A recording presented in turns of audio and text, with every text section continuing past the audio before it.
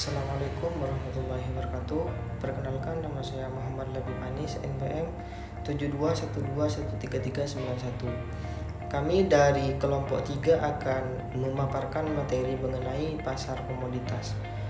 Perdagangan komoditi di sini sudah ada dengan seiring perkembangan peradaban manusia. Tapi karena kebutuhan manusia yang semakin beragam dengan jarak yang sulit dijangkau, maka perdagangan komoditi di sini terjadi antara kelompok manusia. Misalnya daerah A. Daerah A ini merupakan penghasil beras, sedangkan daerah B ini merupakan penghasil daging. Jadi di sana itu ada pertukaran komoditi antara dua daerah ini. Nah, tempat di mana komoditi-komoditi di sini diperdagangkan itu biasanya disebut dengan pasar. Yang mana terdapat penjual dan pembeli komoditi akan bertemu dalam proses tawar-menawar harga dan juga nilai. Dengan adanya pasar di sini itu akan memicu terbukanya jalur-jalur perdagangan baru yang menghubungkan penjual dan pembeli dari seluruh penjuru dunia. Terbentuknya pasar komoditi di sini itu didirikan pada tahun 1848 di Chicago, Amerika Serikat. Yang mana pasar ini kemudian menjelma menjadi bursa komoditi modern, di mana perdagangan dan penentuan harga komoditi paling penting di dunia terjadi. Bursa di sini adalah suatu tempat di mana itu melakukan transaksi penjual dan pembeli tercatat, dan kedua belah pihak mendapat kesempatan untuk melakukan price discovery dan tercipta proses perdagangan yang transparan. Selanjutnya ada CBOT. CBOT ini berperan sangat besar dalam menjadikan dolar Amerika Serikat sebagai mata uang yang acuan perdagangan dunia hingga saat ini. Meskipun jenis komoditi yang diperdagangkan di bursa tersebut berasal dari negara lain di seluruh penjuru dunia. Nah, selama ini pamor investasi komoditi itu kalah dibandingkan dengan investasi jenis lain seperti halnya saham, obligasi, properti, emas, valuta asing, dan sebagainya. Namun di sini terdapat salah satu perdagangan komoditi yang memiliki nilai paling tinggi, yaitu adalah emas. Yang mana emas di sini merupakan suatu komoditi klasik yang memiliki nilai historis tinggi. Emas ini menjadi salah satu kekuatan investasi setelah USD, sehingga perdagangannya nyaris tak pernah sepi. Mungkin hanya itu, selanjutnya akan disampaikan oleh pemateri selanjutnya. Assalamualaikum warahmatullahi wabarakatuh. Perkenalkan, nama saya Muhammad Sibur Mulisi, saya dari kelompok 3. Kali ini saya bertugas sebagai pemateri kedua yang menjelaskan tentang 7 elemen penting dalam menganalisis harga di pasar komoditi. Yang pertama itu market size, atau disebut juga volume pasar. Besarnya market size ditentukan oleh market volume dan market potensial. Market volume menunjukkan totalitas dari semua penjualan dari penjualan pasar tertentu. Volume tersebut ditentukan dari penjualan dan permintaan konsumen. Selain itu, market volume diukur dapat dengan jumlahnya ataupun kualitasnya. Kualitas dapat ditunjukkan dalam bentuk teknikal, misalnya dalam menghitung kapasitas semua komoditi atau jumlah barang. Yang kedua itu market trend. Market di sini itu perubahan-perubahan yang terjadi di pasar komoditi sangat penting perannya. Yang mana itu menganalisis pasar komoditi dikarenakan pengaruhnya untuk menghasilkan peluang baru serta ancaman yang baru juga. Selain itu, potensinya untuk mempengaruhi market volume secara dramatis sangatlah besar. Yang ketiga itu market growth rate, yaitu cara sederhana untuk memprediksi tingkat pertumbuhan pasar adalah dengan mengekstrapolasi data histori dari waktu ke waktu yang telah lalu sampai pada data terakhir kali diterbitkan. Cara ini yang akan dipakai untuk memprediksi harga komoditi dengan menggunakan algoritma ANFIS. Yang keempat itu market profitability, mengacu pada kemampuan pasar atau industri tertentu untuk menghasilkan keuntungan atau laba bagi perusahaan yang beroperasi di dalamnya. Yang kelima yaitu industri cost structure. Industri cost struktur penting untuk mengidentifikasikan faktor-faktor untuk merumuskan strategi yang mengembangkan keunggulan dalam persaingan. Yang terakhir itu sukses faktor. Sukses faktor di sini itu adalah unsur-unsur yang dapat diperlukan dalam rangka bagi perusahaan untuk mencapai tujuan pemasarannya. Di sini beberapa contoh faktor tersebut meliputi akses ke sumber daya yang penting, kemampuan untuk mencapai skala ekonomi, dan juga teknologi terkini. Penting untuk dipertimbangkan bahwa sukses faktor dapat berubah dari waktu ke waktu, terutama sebagai produk yang memiliki siklus yang sering berganti-ganti. Sekian presentasi dari saya, kurang lebihnya mohon maaf. Assalamualaikum warahmatullahi wabarakatuh.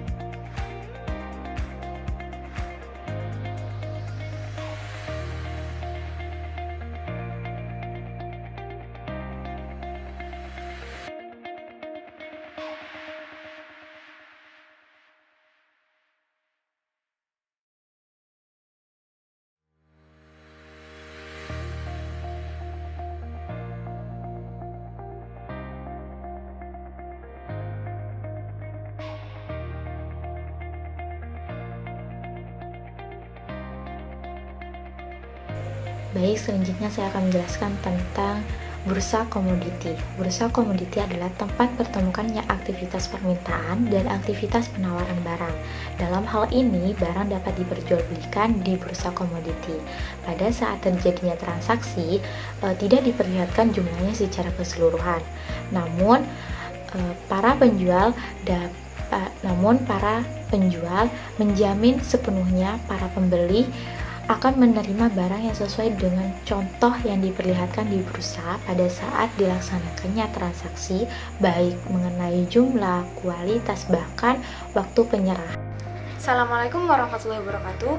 Saya Fari Farzani Sapti selaku pemateri keempat. Di sini saya akan melanjutkan penjelasan dari pemateri sebelumnya. Kali ini kita akan membahas tentang keterkaitan antara pasar komoditas dengan derivatif. Derivatif sendiri itu adalah suatu instrumental finansial yang nilainya berasal dan bergantung pada nilai aset atau komoditi yang mendasarinya. Dengan kata lain, derivatif itu merupakan produk turunan dari komoditi yang menjadi acuan pokoknya. Dan derivatif itu biasanya diperdagangkan dalam bentuk kontrak berjangka.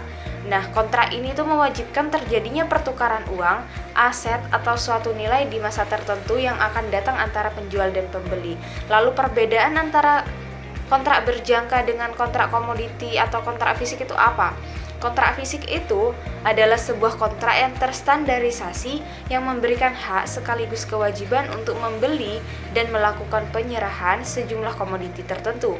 Sementara kontrak berjangka itu merupakan kontrak standar untuk membeli atau menjual komoditi dengan penyelesaiannya di waktu yang akan datang, sebagaimana itu ditetapkan di dalam kontrak yang diperdagangkan di bursa berjangka. Berdasarkan penyelesaian transaksinya itu terdapat ada beberapa jenis kontrak berjangka. Yang pertama itu ada future. Di sini future adalah kontrak yang memiliki waktu jatuh tempo kontrak dan biasanya itu penyelesaiannya dapat dilakukan dengan melakukan penyerahan fisik komoditi yang menjadi subjek dari kontrak tersebut. Lalu yang kedua itu ada kontrak gulir. Di sini kontrak gulir itu tipe yang tidak memiliki waktu jatuh tempo. Misal kontrak dapat diperdagangkan secara terus-menerus dengan menggunakan mekanisme rollover, di mana posisi investor atau pemilik kontrak akan terus terbuka sampai ia mengambil posisi yang berkebalikan. Lalu metode penyelesaiannya itu dilakukan secara penyelesaian tunai. Yang ketiga itu ada kontrak berkala. Kontrak berkala itu merupakan hybrid yang memberikan pilihan bagi pemegang kontrak untuk melakukan serah terima fisik pada saat jatuh tempo ataupun tetap menggulir kontrak tersebut. Selanjutnya yang keempat itu ada kontrak forward yang di mana kontrak ini adalah suatu persetujuan antara dua belah pihak untuk menjual atau membeli suatu aset, dan itu di suatu waktu yang telah ditetapkan sebelumnya. Yang kelima, ada option. Kontrak ini memberikan hak untuk kita membeli atau menjual komoditi pada harga tertentu atau untuk kurun waktu yang ditentukan di masa depan. Lalu yang terakhir itu ada swap. Di sini swap itu yaitu suatu persetujuan antara dua pihak untuk mentukarkan cash flow atas kepemilikan aset komoditi dalam kurun waktu tertentu. Selanjutnya saya akan menjelaskan institusi yang terlibat dalam aktivitas perdagangan berjangka. Berdasarkan undang-undang yang ada, itu telah diubah menjadi Undang-Undang Nomor 10 Tahun 2011 tentang perdagangan berjangka komoditi. Itu disebutkan ada beberapa institusi yang terkait di aktivitas ini. Yang pertama yaitu ada pengguna atau pemakai. Masyarakat umum itu dan dunia usaha itu terbagi menjadi dua kelompok. Pertama yaitu adalah kelompok hedger yang memanfaatkan bursa berjangka untuk melakukan pengelolaan risiko akibat gejolak harga komoditi yang diperdagangkan. Kedua adalah kelompok investor atau spekulator yang merupakan pemanfaatan pergerakan harga komoditi yang terjadi di bursa berjangka untuk mencari keuntungan atau laba. Yang kedua ada penyelenggara. Penyelenggara di sini bursa berjangka itu adalah badan usaha yang menyelenggarakan dan menyediakan sistem atau sarana kegiatan jual beli berdasarkan kontrak dan derivatifnya. Lalu yang ketiga itu ada lembaga clearing berjangka. Lembaga ini disebut lembaga clearing berjangka yaitu adalah badan usaha yang menyelenggarakan dan menyediakan sistem atau sarana untuk pelaksanaan clearing dan penjaminan penyelesaian transaksi perdagangan berjangka. Lalu yang keempat itu ada pelaku kegiatan perdagangan berjangka komoditi. Pialang perdagangan berjangka itu disebut pialang berjangka atau badan usaha yang melakukan kegiatan jual beli komoditi berdasarkan kontrak berjangka, kontrak derivatif syariah atau kontrak derivatif lainnya atas amanat nasabah dengan menarik sejumlah uang atau surat berharga tertentu sebagai margin untuk menjamin transaksi tersebut. Lalu yang terakhir itu ada pengawas. Di sini badan pengawas itu adalah lembaga pemerintahan yang tugas pokoknya itu melakukan pembinaan, pengaturan, pengembangan dan pengawasan terhadap sesuatu untuk mewujudkan kegiatan perdagangan berjangka komoditi agar teratur, wajar, serta efisien, serta juga menumbuhkan suasana persaingan yang sehat. Baik, sekian materi dari saya. Selanjutnya akan dijelaskan oleh pemateri berikutnya mengenai variabel ekonomi agregatif yang ada di pasar komoditi. Baik, di sini saya akan membahas mengenai variabel-variabel ekonomi agregatif dalam pasar komoditi, di mana bagi menjadi 4, yaitu yang pertama perekonomian tertutup sederhana. Untuk isinya yaitu terdapat variabel C, S, I, dan Y, di mana C itu pengeluaran konsumsi, I pengeluaran investasi, S itu saving atau tabungan, sedangkan Y itu pendapatan nasional. Nah, di sini untuk pengeluaran konsumsinya itu meliputi semua pengeluaran rumah tangga, keluarga, dan juga perorangan mengenai pembelian barang-barang atau jasa-jasa yang langsung dipergunakan untuk memenuhi kebutuhan mereka, seperti contoh mobil, pesawat, televisi, dan juga lain-lain. Nah, sedangkan untuk pengeluaran investasi atau I itu biasanya bertujuan untuk bangunan-bangunan baru, mesin-mesin baru, serta perlengkapannya. Untuk contoh lain contoh lebih mudahnya itu seperti bangunan rumah yang kita tinggali, itu juga termasuk dari pengeluaran investasi.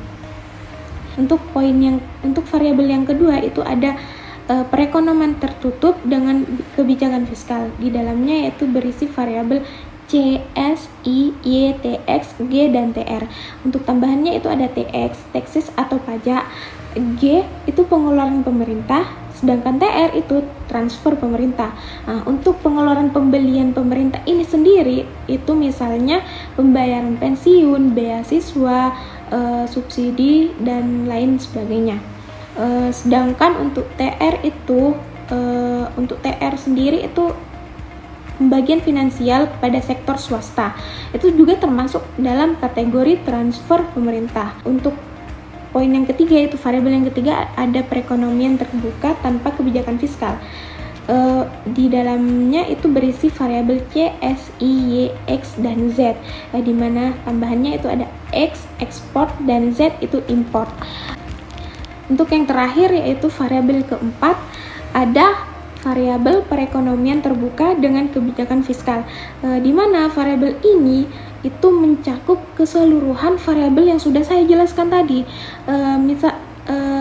yaitu variabelnya yaitu C, S, I, Y, X, Z, TX, G, dan TR, yaitu ada 8 variabel di dalam poin variabel yang keempat. Baik, karena di sini saya merupakan materi terakhir, yang mana sebelum menutup presentasi dalam video ini, saya akan membacakan kesimpulan dari hasil kelompok kami, yang mana kesimpulannya yaitu pasar komoditi dan pasar keuangan itu merupakan jenis pasar yang memiliki pengaruh besar dalam menjaga stabilitas perekonomian suatu negara. Nah, kedua pasar tersebut itu akan dapat memberikan manfaat nantinya bagi para investor, pelaku usaha, serta masyarakat jika memang dikelola dengan baik dan juga benar.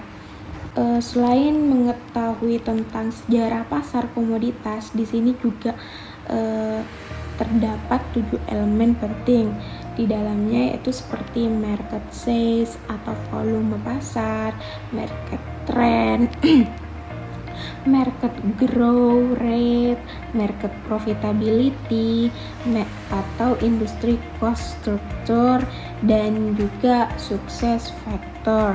Tidak hanya itu, kita juga dapat mengetahui apa saja institusi yang terlibat serta variabel-variabel apa saja yang ada di dalam pasar komoditas ini. Mungkin itu saja yang dapat saya sampaikan, kurang lebihnya mohon maaf. Wassalamualaikum warahmatullahi wabarakatuh.